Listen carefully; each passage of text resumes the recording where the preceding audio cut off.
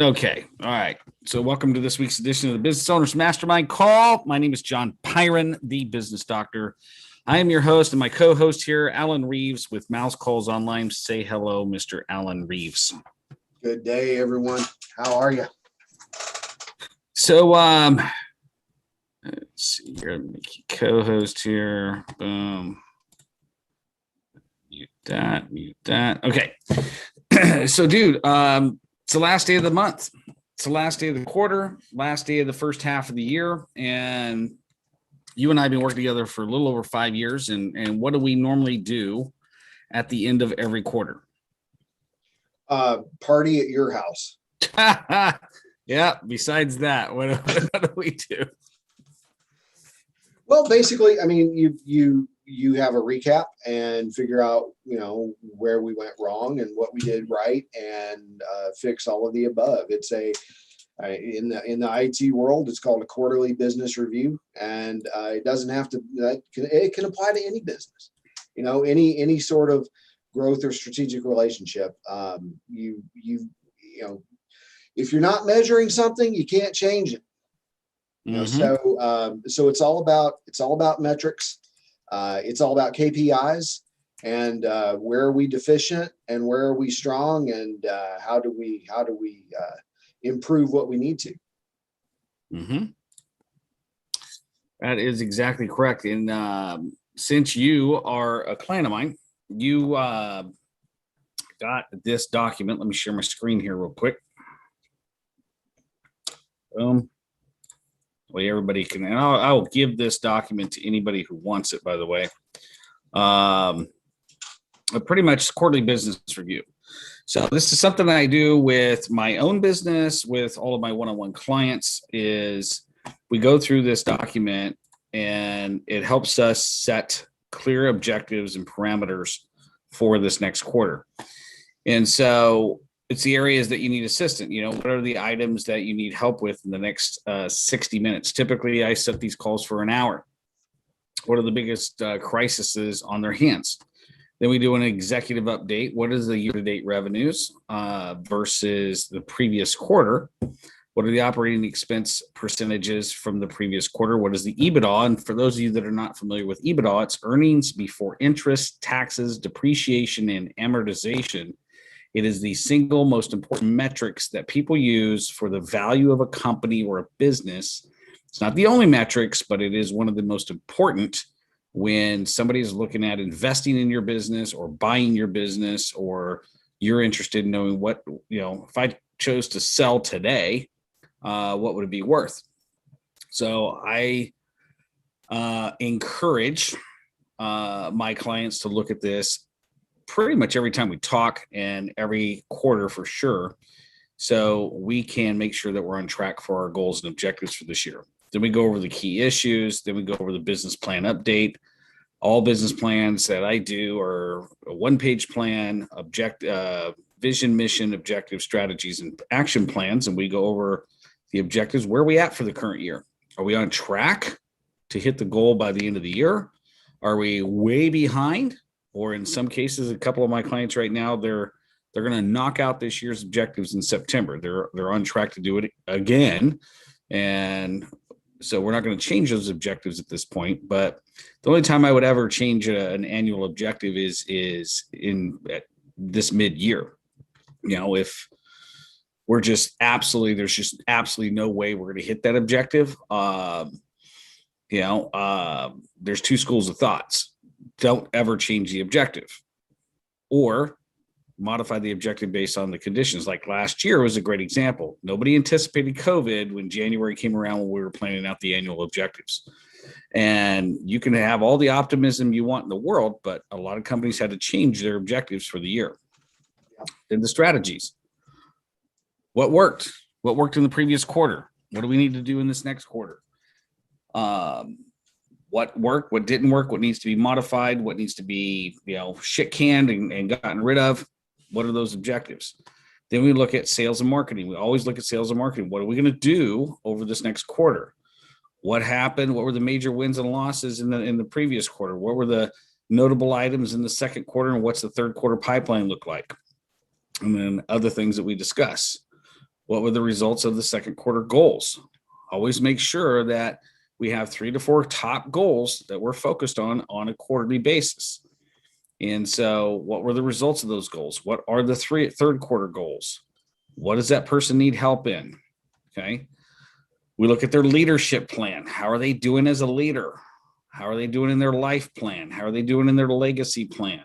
Any personal news, work-life balance, family news, work-life balance. What are the market trends and conditions? What are the market conditions and opportunities and challenges? And those are the components of a really good, solid quarterly strategy plan. Now, the 4 people that are on this call today happen to be strategic partners. And so I'm going to give everybody a minute here to share specifically what your company is, what it is that you do, what value do you bring to small business owners, and then the 4 of us are going to strategize and mastermind on how we're going to help each other over the next 90 days to grow each other's business, leverage each other's networks, and really just make a whole lot more money and have a bigger impact in this next quarter. So with that said, let me start off with my beautiful wife, Allison. Lord. Hi, guys. Hope everyone is well.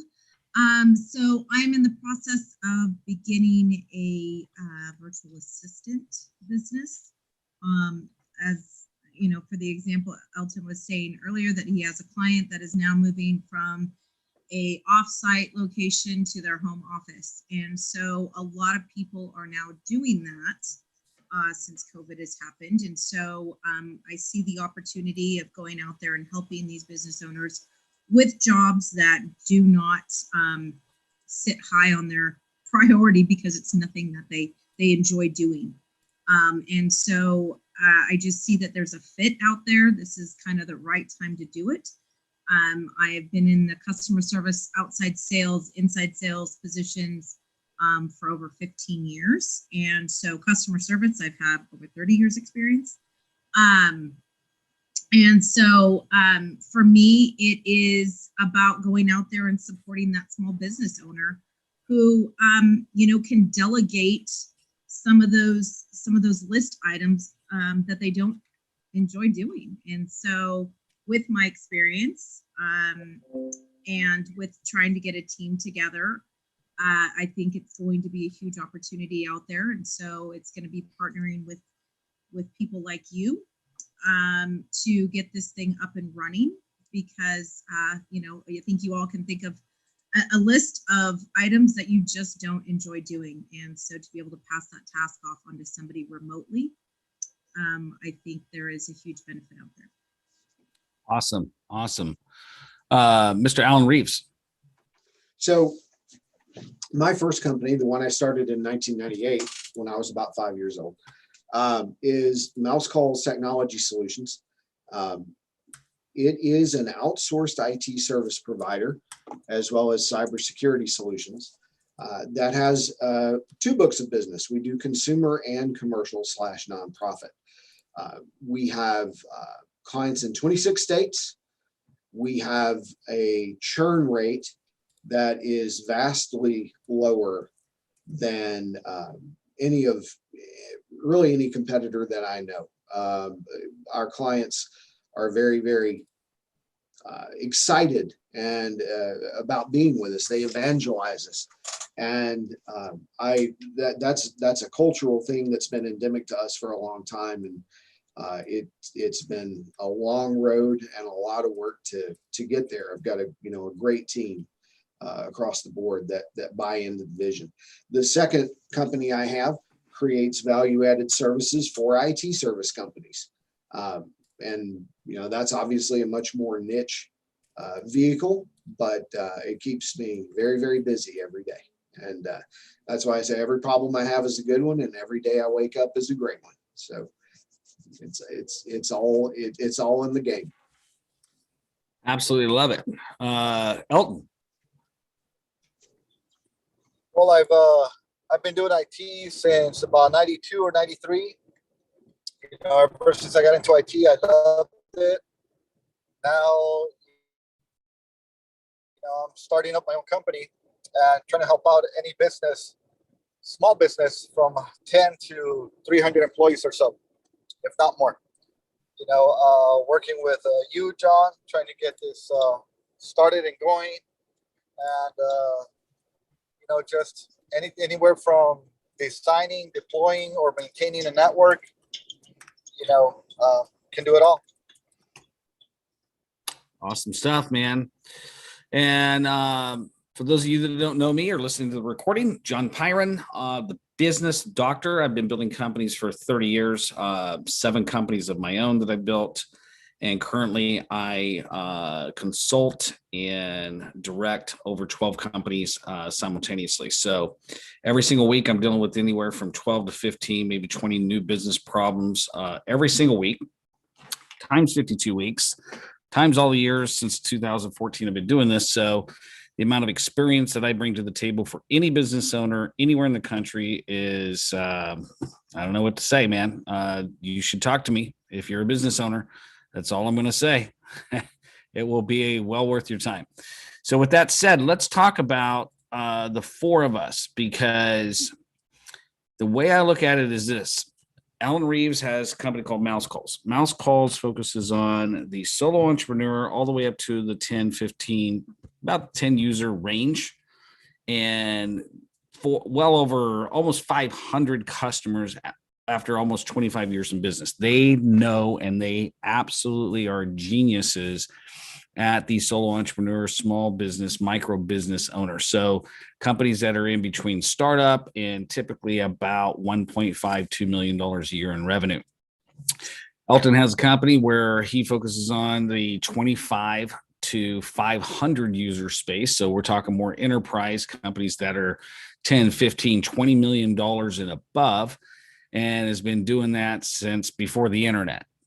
Allison, incredible skill set from a customer service standpoint, administrative assistant standpoint, but more importantly, the way that this company is being designed is the culmination of multiple people that have specific specialty skill sets in the areas of bookkeeping, accounting, operations management, all the different things and different aspects that you as a business owner do not want to do, or that you want to outsource, or you're at a point where should I hire? Should I subcontract? What should I do? And this is the type of company that's being built.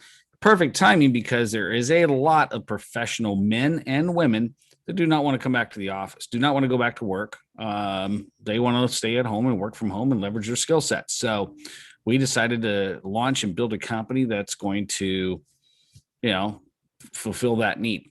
And then for me, it's strategy, execution, planning, and accountability. And the business doctor, exactly what it says. It's like going to a doctor. Pretty much 90% of the problems that you come to me with, no problem. I can give you a prescription and diagnose it.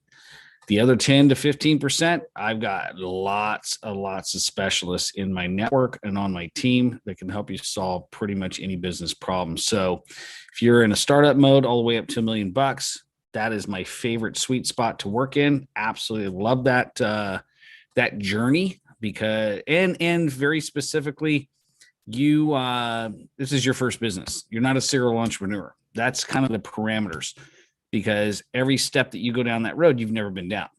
And I've been down it many times. And so I absolutely love the journey, being the guide, being the person that guides you down that road. And then when you get to that 1 to 5 million space, it's a whole different animal. You got management team to worry about. You got employees to worry about. 99% of the problem, you, the owner, are the problem. And so you got to get that mindset correct in order to scale to the next level and to have a whole nother team that deals with that. So that's the skill sets that all of us bring to the table. So let's kind of talk amongst ourselves here. What is it when you look at Q2? I'm going to throw this question out here, and any of you can jump in at any time. And I know, Elton, you're just starting. So when you look at the past 90 days, if it makes sense to talk about it, because Elton, I understand that you're just getting started, right? What are the biggest lessons that you learned over the last 90 days in business? I think one of the biggest lessons that I've learned is that, when you're in startup mode, you are the face of your company, you and you alone. So if you're not out there, selling yourself, you're not selling your company. And so if you're not moving, your company is not moving. I think that's one of the biggest lessons that I've learned so far. Okay. Allison. One of the biggest things I've learned so far. One of the biggest things you learned over the last 90 days as it relates to your business. Honestly, the thing that I'm hearing the most is a business owner wanting to let go. Okay. Going to let go in terms of trusting someone else with their business. Yeah. I said in this office yesterday, new client, we just negotiated an agreement today, and the company's been in business for 22 going on 23 years. Great couple. But they're at that stage where they want to expand their business to the point where it can run by itself. And one of the top challenges is letting go of control. Is the old, I just don't trust anybody to do it the way I do it. Right? Those were the words that came out of his mouth. And I go, I get it, man. I get it. It's every small business owner goes through that phase and that stage. And it's like Robert Kiyosaki wrote a book called Cash Flow Quadrant. And in the cash flow quadrant, he has employee, which is the E quadrant. The S quadrant is self-employed. The B quadrant is the business owner, and the I quadrant is the investor. And he makes a very unique distinction between the S quadrant business owner and the B quadrant business owner. The S quadrant business owner requires a tremendous amount of the owner's time for that business to make money and survive. The B quadrant business owner, which is where most of us want to get to, is a business that we own that we don't have to show up to on a regular basis, that we have somebody to maintain it. And so the hardest transition is to hire the right people, bring on the right people, bring on the right talent, and give them the right skills to where ultimately they can run the company without you. And so, so I get it. Yeah. A lot of business owners do not want to let go. That is for sure. Yeah. I mean, that's the thing you hear is that they have all these great ideas of things that they want to implement and things they want to do and stuff they don't want to do. But then the moment that you ask them, okay, well, let's try this, it's the one thing that they pull back on. Yeah. So awesome. Alan Reeves, biggest wins, lessons learned in Q1 or the last quarter, Q2. So I'll tell you, this is not something new that I've learned, but man alive, this is something that is really hammered home strongly over the course of the last 2 to 3 weeks. And that is, nobody's perfect. Okay. But there are a lot of supposedly really good companies out there that are putting out really, really substandard service and product. And I guess where I'm going with this is marketing and sales and image and perception can outweigh or cover up a lot of those blemishes. And let me give you a couple of examples right off the bat that everybody will understand. They're non-technical. We had an opportunity, and John, you've reached out to this opportunity on our behalf a couple of times. We had a very high-end dental office as a prospect. And I'm talking, you walk in there and it feels like you're in a spa in Cabo San Lucas. I mean, beautiful brick, brushed aluminum, the nicest light fixtures out there. And this dental office pays an IT provider out of Texas to do their IT work, because this IT provider only does dental, and they're very, very high end, and they charge a premium for what they do. Well, we went in there and discovered that the antivirus on the server had not been updated in many months. Backups hadn't run since October of last year, and the server hadn't been rebooted in half a year. And we pointed these things out, and that dental office has since ghosted us. Now, why? Not because we're a bad company, not because I believe in my heart of hearts that the reason is that they can't process the fact that they're paying this monthly amount to this premier dental IT company that all the really good dentists use. They can't believe that even though I pointed out to them and showed them, they looked at it with their own eyes. It just doesn't compute. It doesn't compute. How could they let this happen? So, they probably went to them and said, look, this smaller company came in and showed us this stuff. You better, maybe either you better fix it, or I have no idea what they did. But again, this company charges an absolute premium and advertises in dental publications. I mean, this is their core market, but going in there and seeing that these very, very basics were not happening. Now, the other flip side of this, and I've been saving it for this call because Elton is going to find himself blown away by this. We have a client that we've had for about a year, and we have known also for about a year that their network closet was a problem. It was an annoyance, but it was a problem because in that network closet, nothing's labeled. The vast majority of things that are in there are not labeled. And just for our folks who aren't into IT, the idea here, and I'm sure you've seen this in a business setting, in a network closet, maybe you have a little port that's labeled port number 21. Well, in some room in your building, there's going to be a data port labeled port number 21. So they connect together. There's none of that in this facility. I have been operating under the impression that maybe that closet was there that way when they moved in. Maybe that was done by their electrician. Maybe that was done by some, I don't know, who knows, but it's bad work. Okay. Yep. I found out yesterday that was actually done by the company that we took over that account from. And that company that we took over the account from is supposedly one of the absolute premier IT companies in the state. Mm-hmm.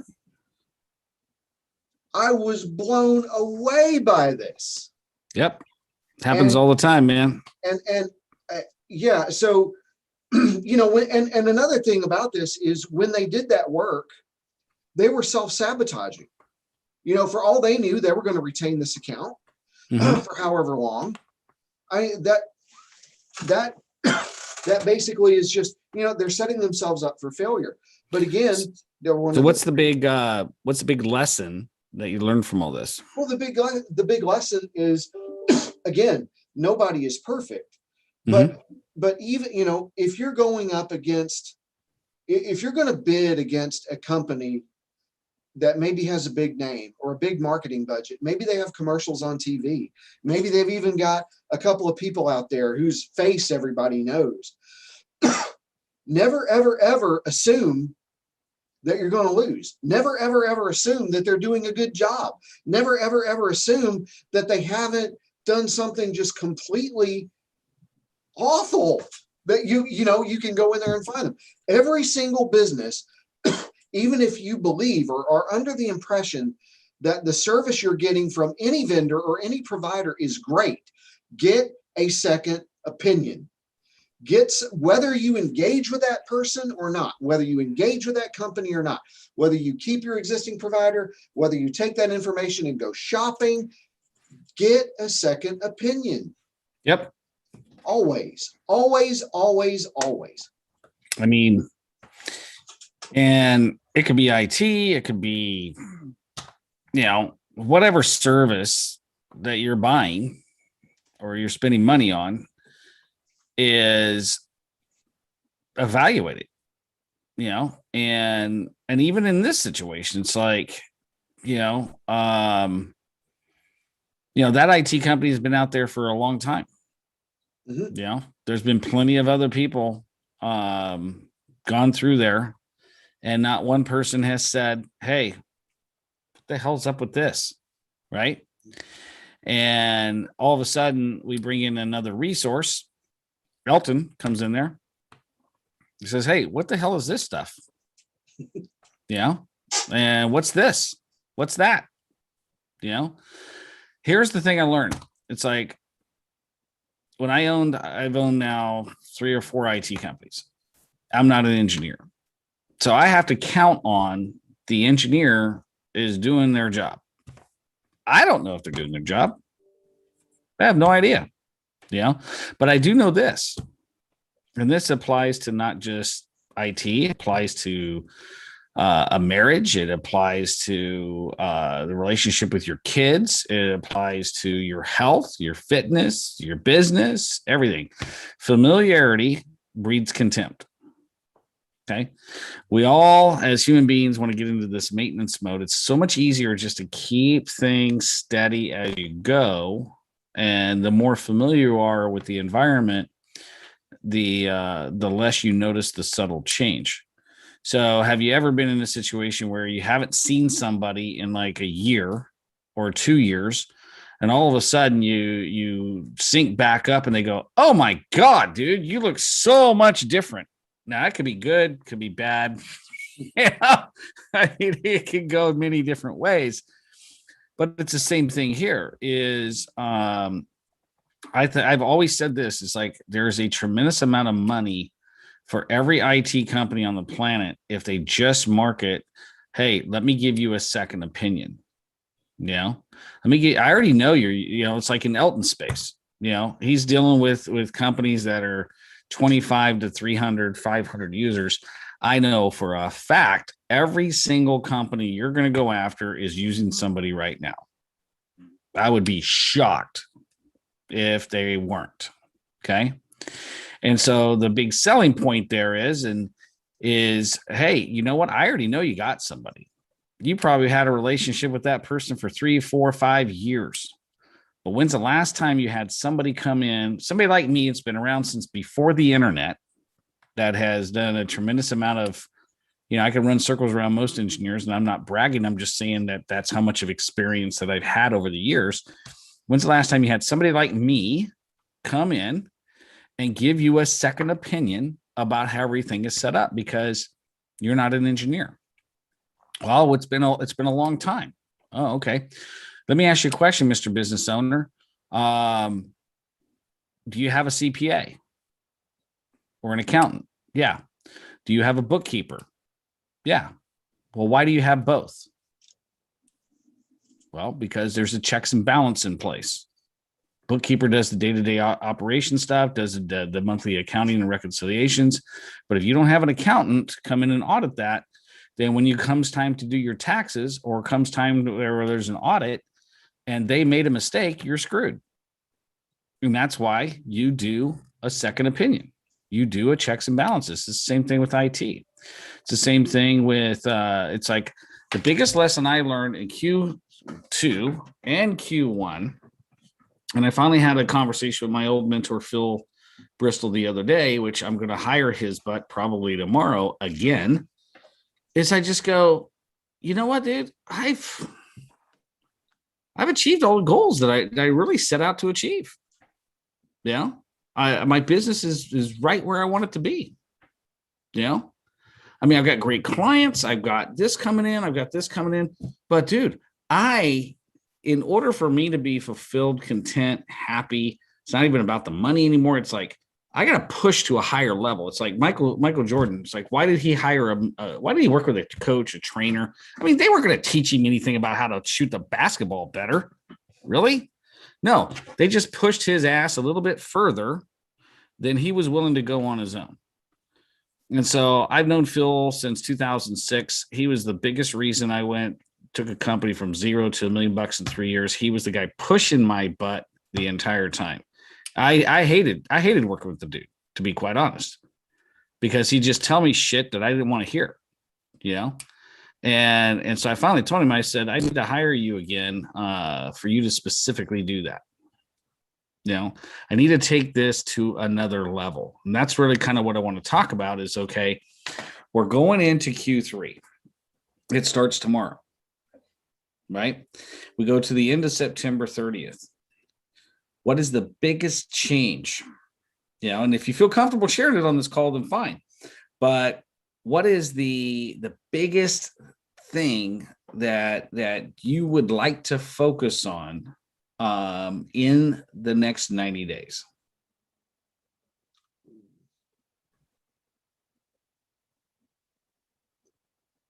There's several. Anybody want to go first? I'll take it. Go for it. I want to, and this is very high level, but it's become, apparent to me.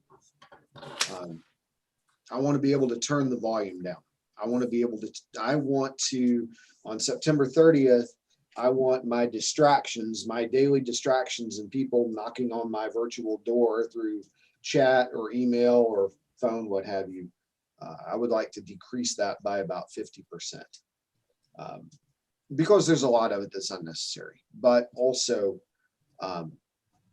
there have been a lot of things that have happened over the past month and a half with my business that, frankly, if handled differently, could have been completely avoided and mitigated by now. I don't have the time of day to deal with it. As they say, it's always a bad business model when turds roll uphill. And so that's a big thing that I want to focus on, because John, I was looking at our shared prospects board this morning, and looking at the sheer number that's there, and I found myself thinking to myself, what if my days could be spent working on only those? And also, basically working on the fishing nets and the size of the fishing nets and the ways that we go about casting out for prospects and leads.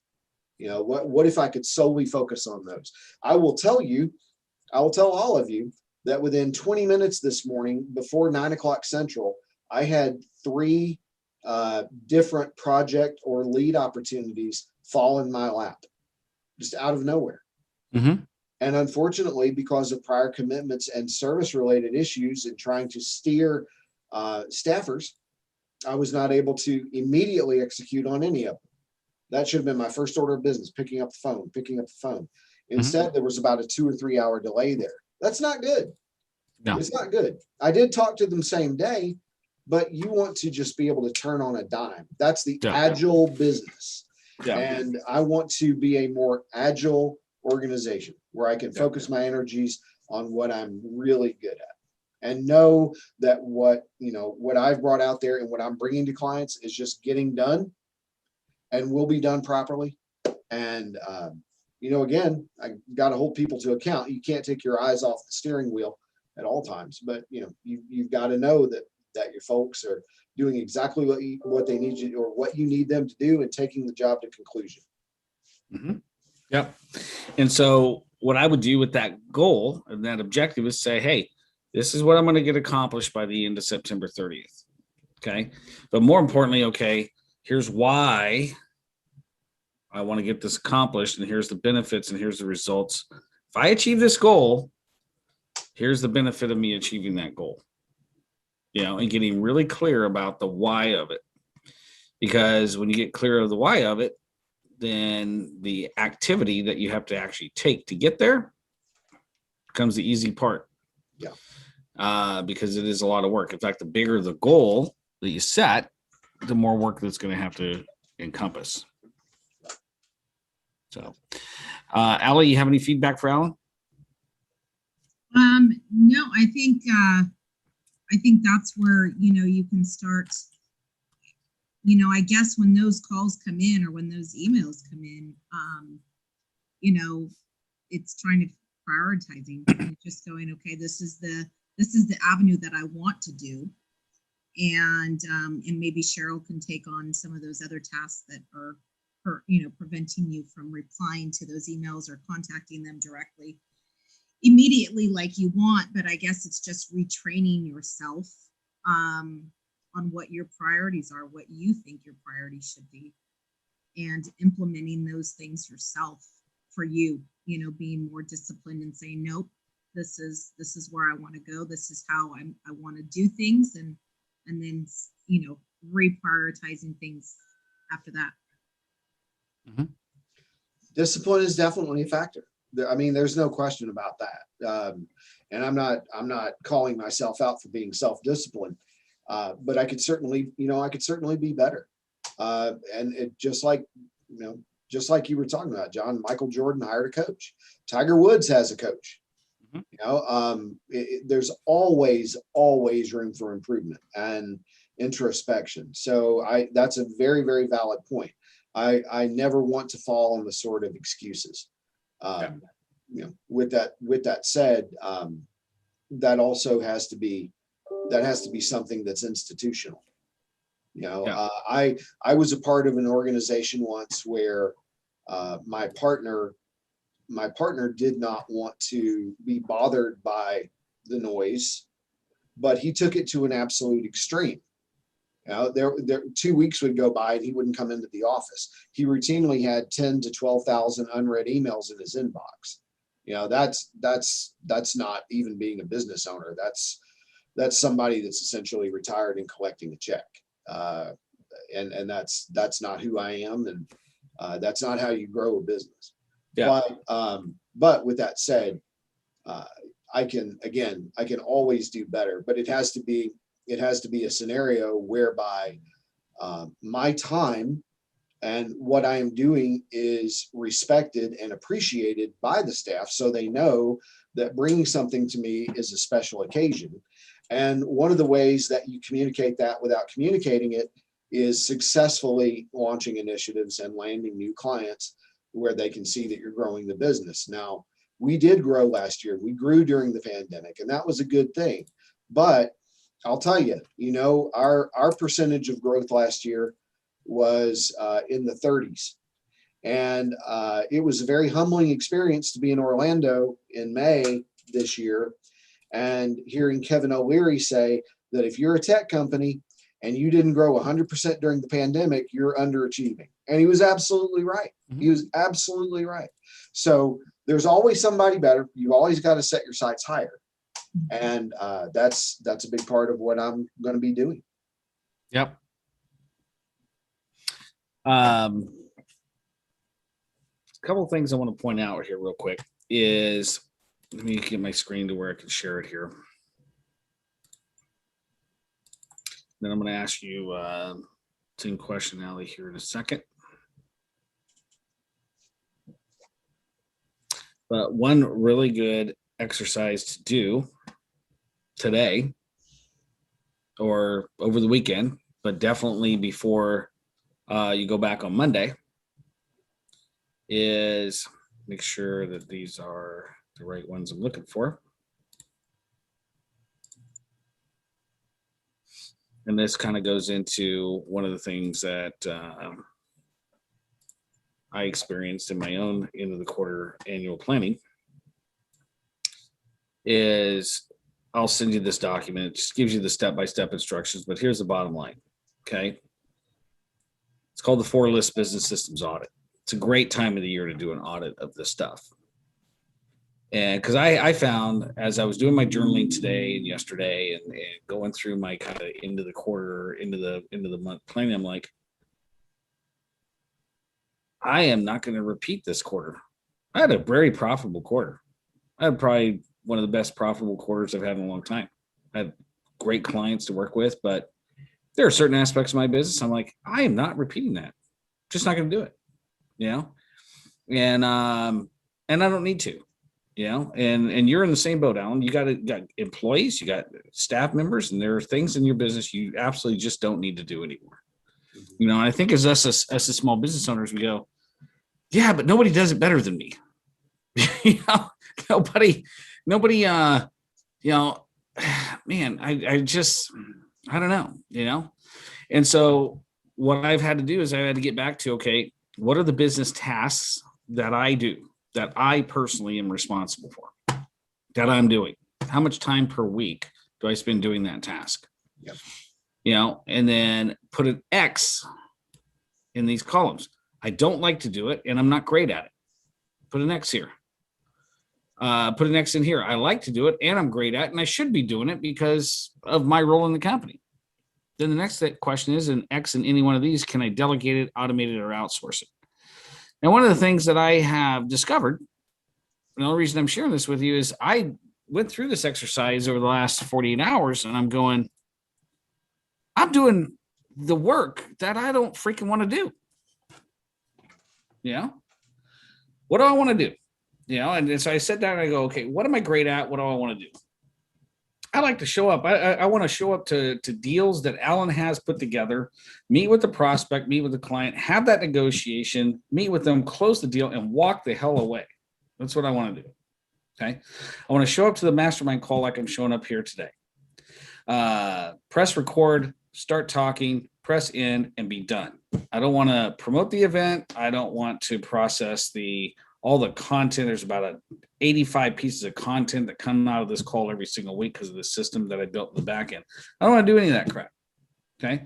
I want to show up on the stage, pick up the mic, speak, set down the mic, and walk away. Okay. I want to spend time with a one-on-one client. Now, this isn't about me. I'm just sharing with you. You got to get crystal clear as a business owner. Okay. What ultimately do you want to do in your business? Okay. Every single thing else. I'm just going to talk directly to you because a lot of you are listening to this recording. I'm going to tell you straight up. If your goal is not to get to the point of having other people do the crap you don't want to do, you're not a business owner. Okay. All you've done is you've quit your job and now you own your job. Okay. Because if you think about when you worked for somebody, or if you ever worked for somebody, there's a lot of stuff you did that you didn't want to do. Okay. And I can tell you, and Alan can agree, Alan knows, he's been in business long enough, is I'm going to outsource, delegate, or automate the things I don't want to do. That's why we work our asses off as business owners and create the amount of money that we create. And why we think about it, it's like I had a conversation with somebody the other day. It's like, I'm a business owner. You know, I think about my business 24 hours a day, 7 days a week. I can't shut this thing off. And it's true. After you've been in business for a long time, everything, you look at things differently. Everything's an opportunity. Everything's a sale. Everything's an angle. Everything is like, you know, it's just the days weave in with one another. Right.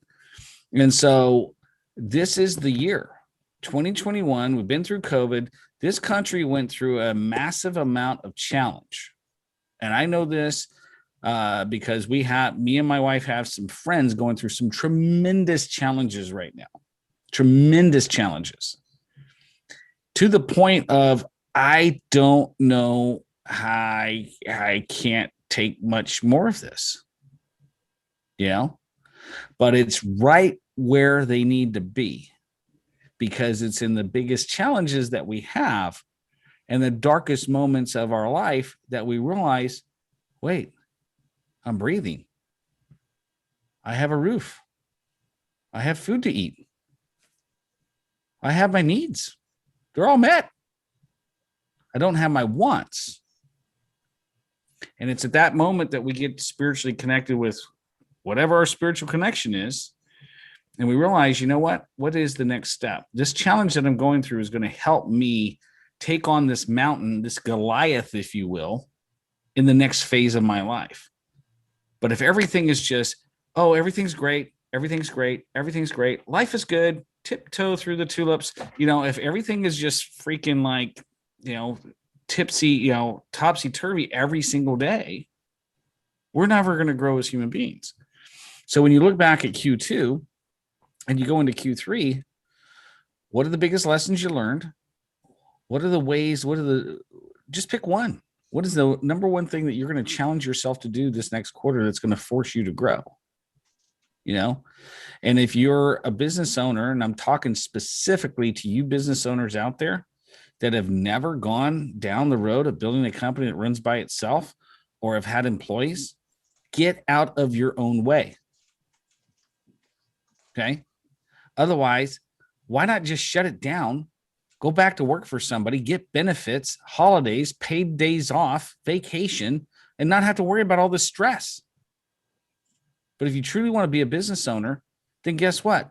Do this 4-list exercise. I'll send it to you for free. 916-741-0596. Just say 4-list business exercise, first and last name and email. I'll send it to you and do it. You don't need my help. Just do this. And the things that you cannot outsource right now, guess what? Go out and sell and create money to hire somebody to do that crap. It's like, I don't know about you, Alan. It's like, I don't like spending money in my business. I like spending money on me because my wife, I got to be honest and transparent here, right? I like spending money on me and the things golf, cigars, all this other stuff.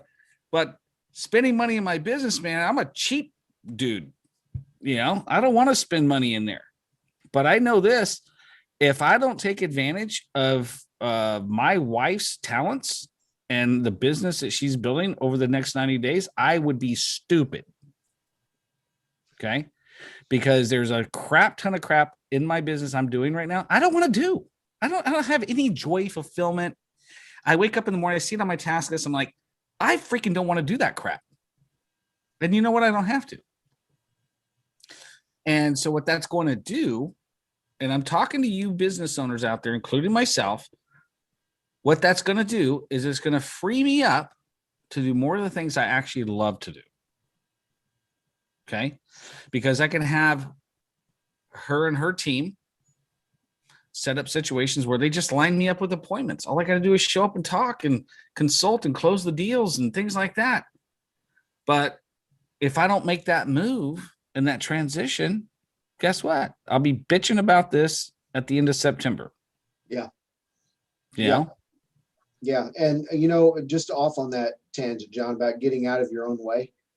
My first wake-up call to that, my first real wake-up call to that was in 2009. And I was in an office. I had about 12 full-time employees, and my brother-in-law from Michigan came down and came by the office one day just to say hi. And he spent about 15 minutes in there, just sitting in the front reception area, watching the interaction between myself, my staff, a couple of clients that walked in, just all of it. And then, I didn't think anything much about it. Then we went to dinner the next night, and I was, kind of feeling proud of what I had built over the years. And, asked him what his impression was, what'd you think of the company? And he looked at me, and without hesitation, without reservation, he said, you built a hornet's nest for yourself. You built a hornet's nest for yourself. And he said, eventually you're going to have to figure that out.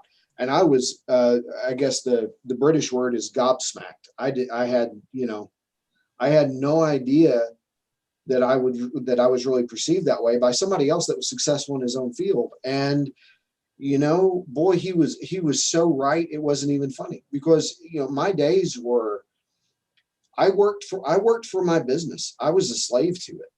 And I'm not to the point where I want to be. Here we are in 2021. All these years later, I'm not to the point where I want to be. But boy, back then it was just a different world, and it was brutal. It was brutal. We had all this business, all this noise, but man, I just had to guide and support every single facet of it. Well, how should I respond to this? How should I do this? What's the best way to do this? just constant. And hornet's nest was an apt analogy. And if I hadn't made some changes, then boy, I would have fried out a long time ago. And as a business owner, keep your well-being at the forefront, because if you don't take care of yourself and fix the deficiencies that you have, then you can't be effective in moving and guiding. You can't steer the boat. You can't do it. And the go read the E-Myth again if you haven't already. That's the best thing to do there. Remember why you're doing it. Yeah, I mean, begin with the end in mind.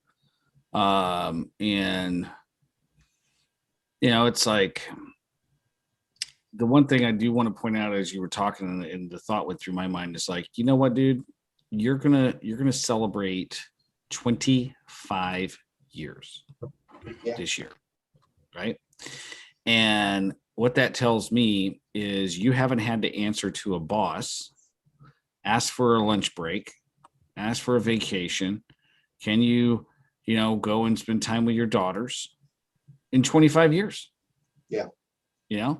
And maybe you're not making the money you want to make, or maybe you're not achieving the goals that you want to make. But the fact is you don't have to answer to nobody. Right. And so that is probably the number one goal that most business owners have when they first start. But now at some point you get to the point where it's like, you know what? It's like the couple that sat here in my office yesterday. It's like, we just want to go away for 2 weeks, 3 weeks, and not have to take our laptops. Yeah. If we have great clients, we have great business, we've been doing this for 23 years. This is what they were telling me. It's like, but man, we have to take our laptop, we have to work, we can't unplug, we can't do any of that crap. And it's like, you know what? That's the majority. It's a majority of the business owners out there. And that's fine. Hey, I am not knocking it. Okay. Some business owners like, hey man, I've been in business for 35 years. It's like my client up and ready. Okay. We just finished up our contract, went through 5 months, accomplished all the goals that I wanted to get accomplished. And she's super duper happy, but she wanted to create a structure where she and her husband can leave for 2 or 3 weeks and not have to worry about the company. Not even have to check in. And so I sent her away for 2.5 weeks, and she checked in maybe one time, and actually twice. And the only reason she answered the phone was because the operations person was going crazy and just needed a vent. But she's like, I ain't doing shit while I'm gone. She left her laptop back at the office. And she's like, dude, you helped me accomplish all this. I can't thank you enough. Right. And I'm moving my office from upstairs with all the other people down to the basement. That way I don't have to be involved. Right. Whatever works, man. But she's been in business for 35 years and everything, she'd love to be involved in the day-to-day operation, be the center of attention, controlling all the puppet master stuff. But at some point, and it could take you 5 years to get there, could take you 20 years to get there, could take you 25, 30, 35, whatever it is for you, it is for you. But at some point, you get to the point as a business owner where you're like, I want my freedom. Just want my freedom. And that is the tipping point, where strategies, systems, the business system audit, virtual assistants, all this type of stuff really, really matters. And so with that said, we are out of time, but I do want to say hi to Eric Adams. Eric Adams is going to start a LATIP chapter in Folsom, California. He is a mortgage lender out of Folsom, California. Say hi, Eric. Hey, sorry for the late join. I got your text. I had a meeting at 2, so joined us. Yeah, no worries. I know you guys are ending right now, but I wanted to check it out. Yeah, no worries, man. We're here every single Wednesday, 2 p.m. Pacific time. The only reason that this call will never, and this is for everybody listening to the recording, the only reason this call will never happen is if me and Alan are in Cabo vacationing together. And in which case, I might outsource it to Allison. She wait, she'll be with me in Cabo. Maybe we can find somebody else to run the call. You'll be in big Right? trouble. You'll be in big trouble. And so Eric, that's awesome. And I know we are wrapping up. I gotta fit this in. My first client of real substance in my business many years ago was a mortgage guy, and he owned a company called Westside Mortgage. And one day a local realtor did him wrong on a deal. And that night he called me up and said, come over, I'm going to make you dinner and drinks. And I did. And he made dinner and he made a lot of drinks. And we spent 5 hours that evening buying up domains centered around this guy's business, related to his business name, and redirected it to my client's mortgage site. So that was a lot of fun. But I got exposed to it. Was a lot of great memories back then. And good job on starting the LaTip chapter. That's outstanding. That's good stuff, man. Yeah. It's going to be huge, man. I got the document. I'll connect with you tomorrow and we'll get that set up. So I've got all the step-by-step, what we need to do to get that going. And if you're listening to this recording, you want to start a LaTip chapter pretty much anywhere in the United States, just let me know. It's a networking group. Just look up, go to LaTip, just look up LaTip.com. Lots of information, 213 chapters nationwide. You should start one in Nashville, man. So I can help you do that. Because now that Dan Rogers is out there, got a good power partner there. So the only thing I would encourage you with going into this next quarter is reevaluate your entire business. If you want the quarterly business review that I give to all of my clients, just send me a text. Send me a text at 916-741-0596. 916-741-0596. Put your first name, last name, email, say QBR. That way I know what to send you. I'll send it to you. If you want to get a hold of me, great. If not, trust me. I give this to my client. They can walk themselves through it. I just hold them accountable to it. So, but do this every single quarter, and every single quarter your business will be more and more and more. Alan knows this. Alan's been with me for 5 years. Every single one of my clients, every single one of my clients last year, they grew every quarter because I encourage, not force, let me choose my words correctly here. I encourage them to look at their plan and their goals on a regular basis. So it's just a best practice that we all need to do as business people. It's called baseline strategy. And you just evaluate what is it that you did in the previous quarter in the area of spiritual, family, fun, finance, business, your relationship with your spouse or significant other, your children, your friends, whatever it is that you want to measure, your health, your fitness. What were the results for Q2? For April, May, and June? What were the results? Don't lie to yourself. This is the biggest mistake people make, is they lie to themselves. They want to fudge the numbers. And the only thing is it hurts you. Doesn't affect anybody else. Not going to affect my life, Alan's life, anybody on this call's life. It will not affect your relatives, your children, nothing. The only person that's going to affect by lying to yourself is you. Okay? So the more honest you are with yourself, the better it's going to be. What were the numbers? Is that good? I don't know. Too many people live for other people's goals. Too many people live to impress other people. What about you? Is it important to you? And then ask yourself, okay, here we are. I'm going to shoot an arrow September 30th, right? 12 weeks from now, September 30th, 2021. What areas of my life do I want to improve? And if you can just improve by just one thing. Clark Broom taught me this back in 1992. Too many people take on big goals, too many goals at once. Why not just pick one?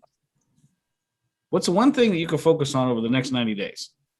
And I'll leave you with this. Michael Jordan was the greatest basketball player, in my opinion, of all time. And one of the things that he was a master at is incremental growth. And every single off season, it's a true story, every single off season, he would go back and watch hours and hours of film. He would have a notepad. Okay. He would make little notes of the little things that he did not like about his game that he would like to see an improvement on. Okay. So he had this massive list after spending hours watching himself play. And then he would, no, don't want to do that. No, don't want to. He would come up with a number, just one, not 25. He would go, what's one thing I can work on this off season that would have the biggest impact on all these other things? That's all he did. It's a true story. And he would whittle it down. So one year was his left hand. He figured out that he was weak with his left hand. He's like, man, if I could just improve my left hand coordination, change everything in my game. So he hired a coach, hired a mentor, and all he did the entire offseason was work on that left hand. The next year, it was his strength training. That's all he did the entire offseason. He's worked on developing more strength and flexibility. And every single offseason, that's exactly what he did. That's how he maintained and became the greatest basketball player of all time. You and I are going into a new quarter. Go back and look at what was your game that you played in every area of your life in Q2. And then ask yourself, what are the things that I want to improve on? And then whittle it down. Who gives a rip if it impresses somebody else? I will definitely, I want to throw that out there because too many people set goals. They go after objectives. They go after things that hey man, this person's going to like me or this person's going to do this. Screw that. What is the one thing that's going to give you the most happiness? It's going to have the biggest impact in your life over the next 90 days. Find a mentor, find a coach, find 5 books on the subject, and focus and laser focus on that for the next 90 days. And guess what? 90 days from now, you'll be better. And then 90 days from then, you're going to be better. Clark Broom taught me this back in 1992. I was homeless, drug addict, dropped out of high school, all this stuff when I was 17. Okay. Met Jake Achia, his mentor, 1990. Listened to Clark Broom teach this on stage in 1992. And I can tell you beyond a shadow of a doubt, my life has improved every freaking year since 1992. Definitely not where I want to be. I will never get to my full potential until I die. Okay. But I will tell you this, a whole lot better than I was in 1992. A whole lot better than I was in 2020. And you can do the same. So pick one thing that you can work on over this next quarter. I'm begging you and pleading you to do that. One thing that you can work on over this next quarter that have the biggest impact in your life. Find the mentor, the coach, the whether you pay for them or not. Find something where you can focus on getting better over this next quarter, and everything's going to change for you. Promise you that. Okay. So I hope this has been valuable. Go out and make it happen. I know we went over, but it's such a great subject, and I could talk for hours on this because it's just my favorite subject. So go out and